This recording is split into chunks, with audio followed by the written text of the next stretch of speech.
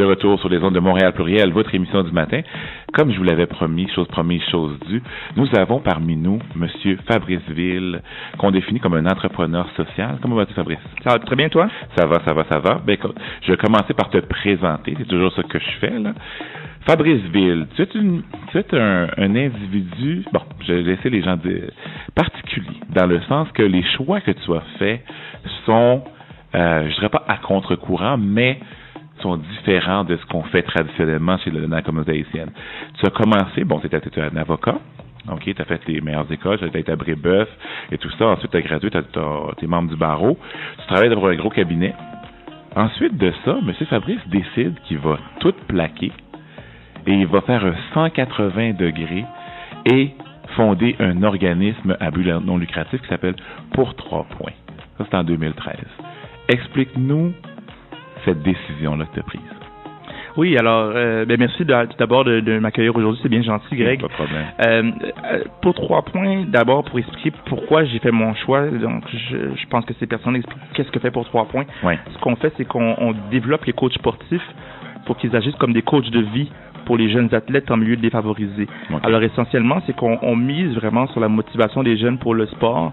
Et à travers la qualité des coachs puis l'intervention que les coachs font, on fait en sorte que cette motivation-là serve pas juste à la motivation pour le sport, mais également pour la motivation dans la réussite à l'école et la réussite dans la vie en général. Okay. Alors, l'idée, c'est vraiment de voir à ce que les jeunes aient un meilleur sport en utilisant un facteur de réussite qui est le coach. Ça, c'est une des choses. Et la raison pour laquelle j'ai décidé de me consacrer à temps plein à ça, c'est une question de valeur essentiellement. C'est de se dire, bon, né ici, de la communauté haïtienne, grandi dans le nord-est de Montréal, j'ai vu plusieurs des défis auxquels notre communauté est confrontée. Et comme avocat, ça m'est arrivé en fait à 3 reprises de voir des amis avec qui j'ai grandi au palais de justice, qui n'étaient pas là pour travailler, mais qui étaient là parce qu'ils faisaient face à des accusations, puis ce genre de situation-là.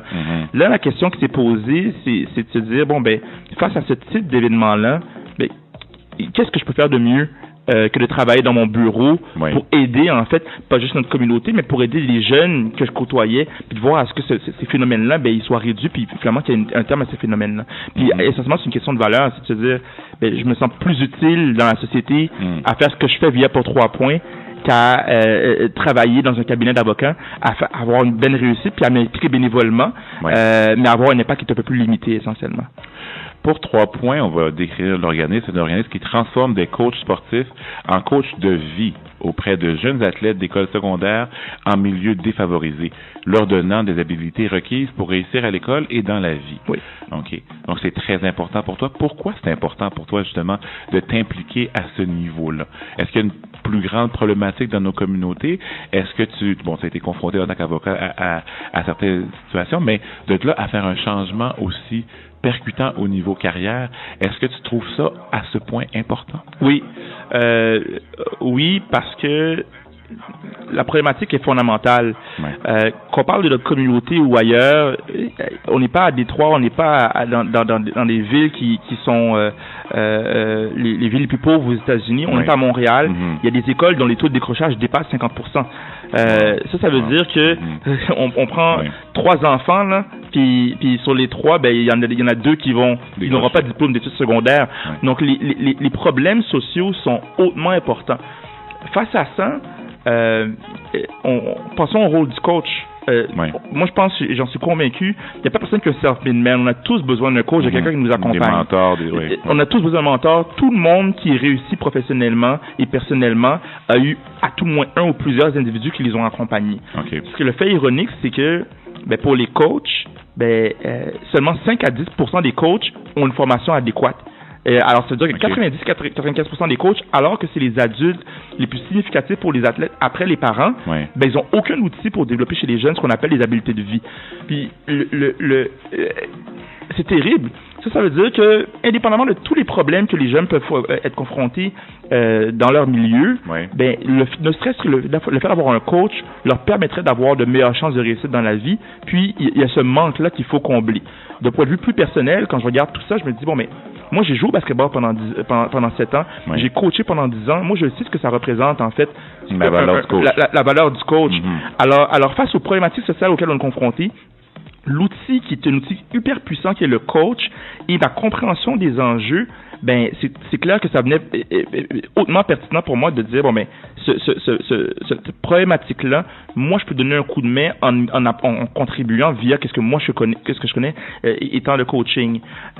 Puis en sachant ça, je me sens beaucoup plus utile que si je pratiquais comme avocat, et j'adorais ma pratique comme avocat. Ouais. Par contre, je voyais pas que, comme avocat, je réglais les problématiques que je voyais au quotidien.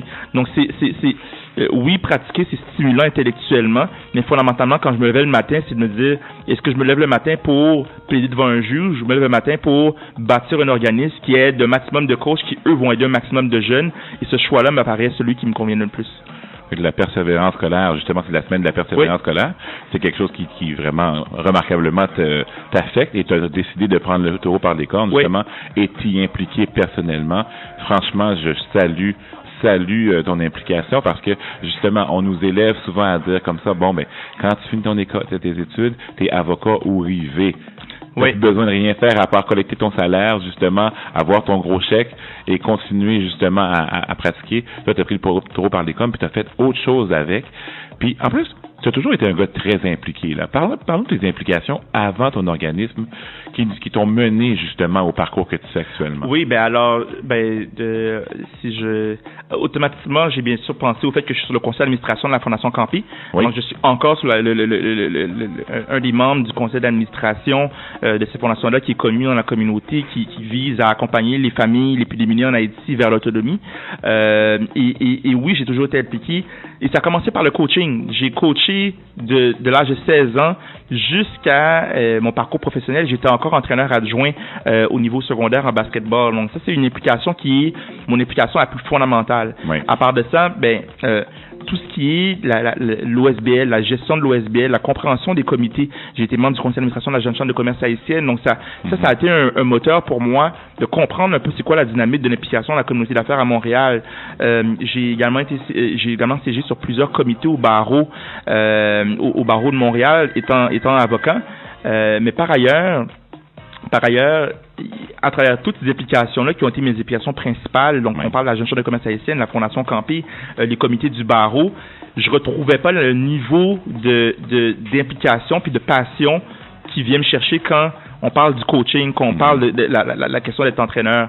Et je pense que le pour 3 points combinait tout ça, c'est-à-dire ce que j'aime comme coach de basketball, avec la gestion d'une organisation, le côté entrepreneurial, puis de combiner tout ça, puis de voir avoir un impact, c'est ce qui m'interpelle.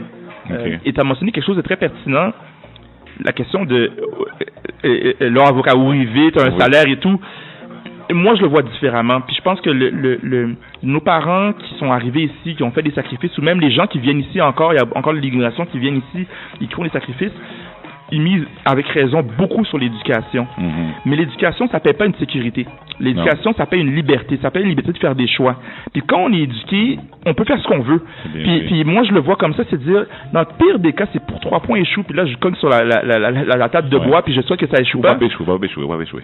Mais on le souhaite pas. Ouais. Mais ce que je sais, c'est que par mon éducation, je suis libre de faire des choix. Puis notre communauté, on doit comprendre ça. Le jour où on est éduqué, on peut faire ce qu'on veut dans la vie. Puis on n'a plus besoin de sécurité, d'avoir nécessairement une job stable qui nous permet d'avoir un salaire. Ça nous convient, c'est ce qui nous passionne. Mais si ça, c'est ce qui nous passionne pas, il y a d'autres options dans la vie. Tu es défini comme un entrepreneur social. Oui. Comment qu'on peut aider justement pour 3 points? Qu'est-ce que la communauté en général peut faire pour aider ton organisme?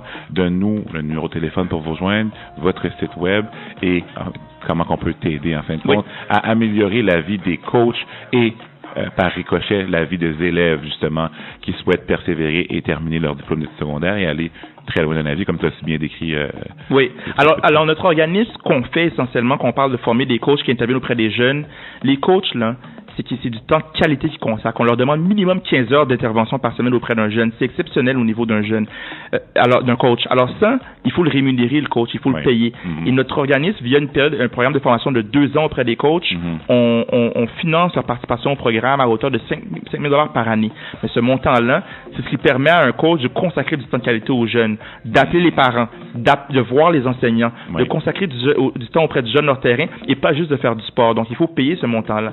Alors, nous, qu'est-ce qu'on a besoin? Ben, c'est la contribution de la communauté, puis de voir à ce que la communauté soutienne ces coachs-là dans leur travail. Alors, pour faire un don, essentiellement, ce que ça veut dire, c'est donc faire un don à notre organisme. À chaque dollar qu'ils paient, ben, c'est des minutes de plus que nos coachs utilisent pour consacrer auprès des jeunes. La meilleure façon de nous rejoindre, c'est notre site web www.pour3points.ca www.pour3points.ca et on a une adresse courriel info@pour3points.ca. Bien entendu, notre page Facebook, facebook.com/pour3points, qui est la plateforme à travers laquelle on communique beaucoup nos nouvelles. Fabrice Ville, merci beaucoup de ta présence à l'émission. J'ai vraiment apprécié justement ton implication, ce que tu fais pour les jeunes, ce que tu fais pour développer des coachs et ce que tu fais pour développer justement la carrière de ces jeunes-là. Comme tu as dit, l'éducation, c'est un outil, c'est un choix. On a la capacité de choisir après. Exact. Et avec plus de coachs et un plus grand succès de ton organisme, ça va aider la communauté justement à se prendre en main et à faire les choix qu'elle doit faire. Merci beaucoup. Merci à toi, Fabrice. On va faire une petite pause publicitaire. Non, une petite pause